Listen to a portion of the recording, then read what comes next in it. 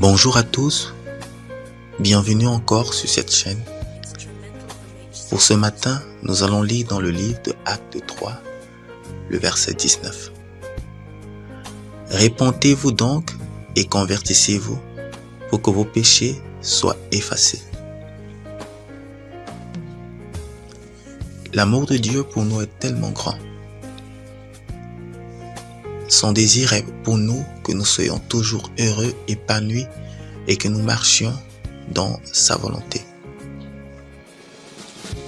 Les projets du méchant contre nous sont tellement grands. Et le chemin par lequel il passe, c'est la voie de nos péchés.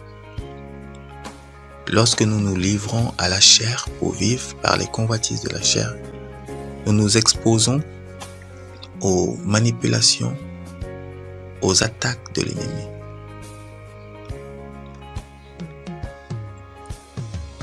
Mais l'amour de Dieu tellement grand a disposé un moyen favorable pour que chacun de nous obtienne miséricorde chaque fois qu'il se retrouve dans une faiblesse, chaque fois qu'il se retrouve dans un péché. La Bible dit car Dieu a tellement aimé le monde qu'il a donné son Fils unique afin que quiconque croit en lui ne périsse point, mais qu'il ait la vie éternelle. Donc la bonne nouvelle, c'est que pour chaque péché que nous allons commettre aujourd'hui, demain et après-demain, Dieu a déjà pourvu pour le pardon.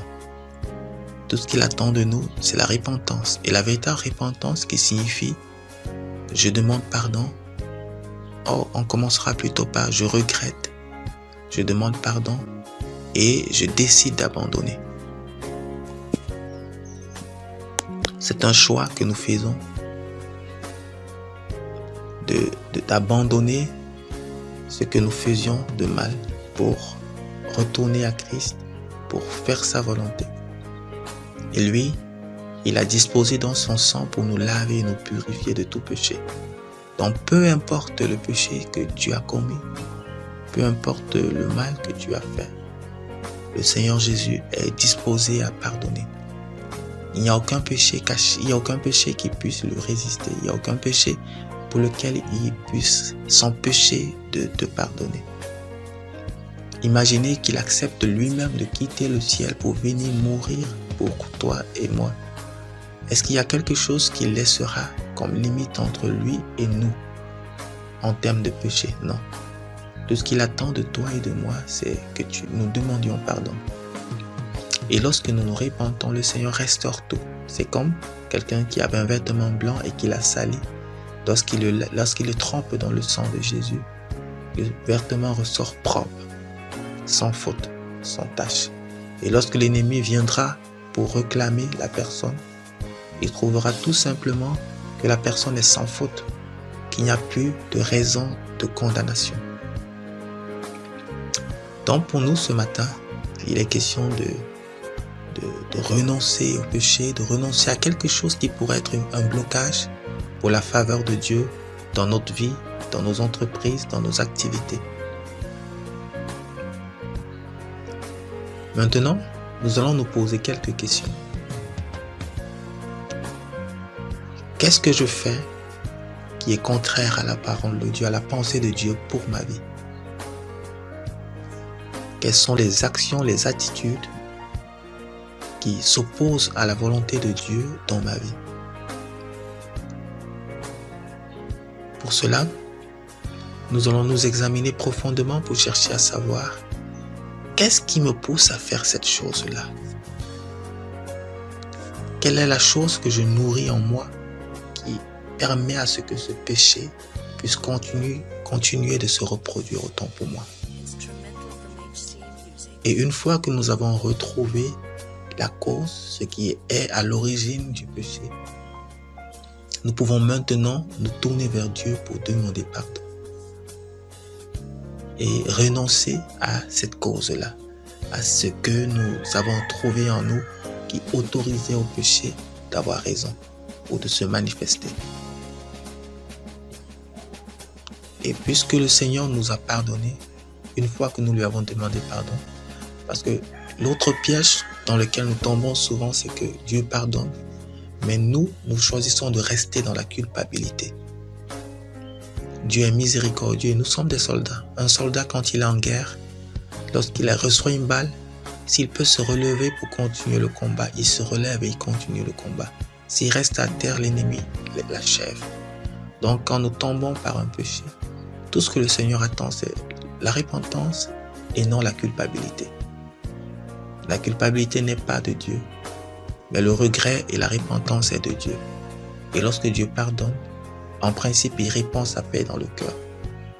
Et si l'ennemi vient pour maintenir le cœur dans la culpabilité, parce que ça c'est le job de Satan, de maintenir nos cœurs dans la culpabilité, à ce moment, vous devez vous souvenir de chaque passage biblique qui vous rappelle que le Seigneur a pardonné vos péchés, a pardonné votre péché, et vous devez relever votre tête pour avancer.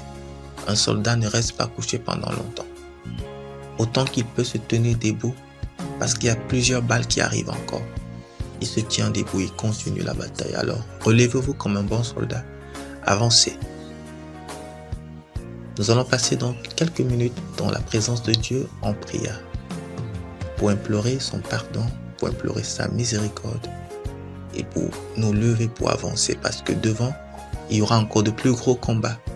Et Dieu a besoin des guerriers solides qui sont capables de résister, capables d'avancer sans se laisser effrayer ou abattre par quoi que ce soit.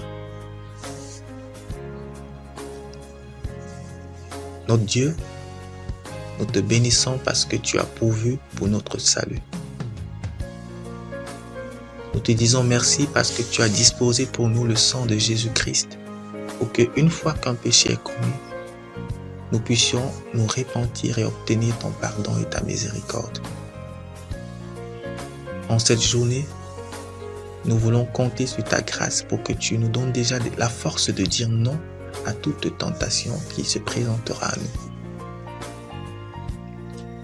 Nous te demandons pardon pour tout péché que nous avons commis par nos pensées, par nos paroles et par nos attitudes. Nous te demandons pardon pour une colère, pardon pour un mal que nous avons commis à quelqu'un, pardon pour quelque chose qui est caché au fond de nous. David disait, Seigneur, sonde-moi et connais mon cœur.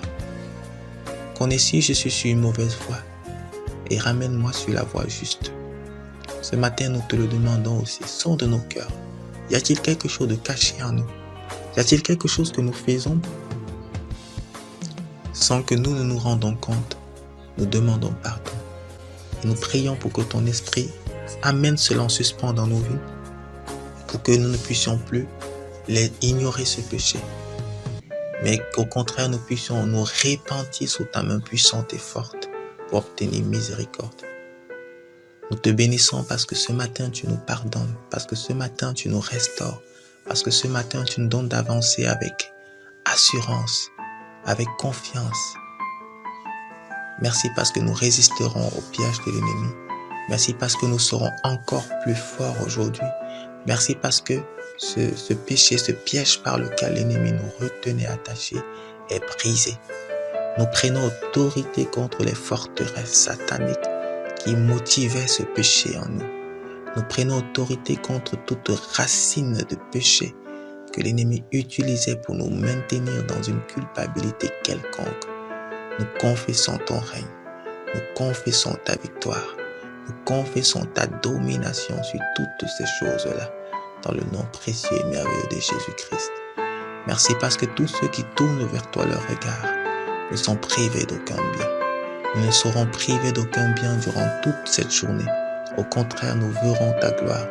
Au contraire, nous verrons ta faveur. Nous le confessons dans le précieux et merveilleux nom de Jésus-Christ. Amen. Merci d'avoir passé ce temps avec nous dans la prière. Nous vous bénissons et nous prions Dieu qui vous accorde encore en cette journée de plein succès dans vos activités, dans vos projets. Soyez bénis. Si vous trouvez du plaisir dans ces moments de partage et de prière, nous vous encourageons à aimer, à partager et à vous abonner. À bientôt, à demain.